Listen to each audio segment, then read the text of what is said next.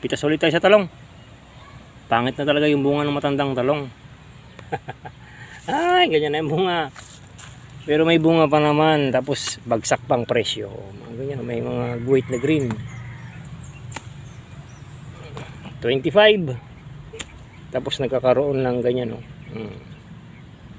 Sa trips. Pwede na to. Yan yung bunga ni talong ngayon. Matanda. Yung matanda nating talong. Yan pa. Update lang natin yung pipitasin. Kahit na iba-iba na yung kulay ni talong, okay pa naman. Pasok pa rin.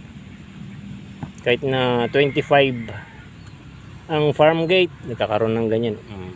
Pagkakaulan. Mas benta 25, nakaraang benta natin ay 30. Tapos huli 325 na, bigla bumaba na naman.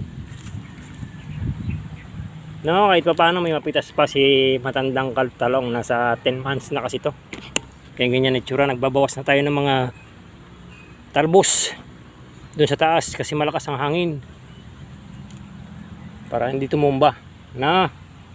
Update lang si talong. Mamaya pakita natin yung buong kapitasan. Thank you.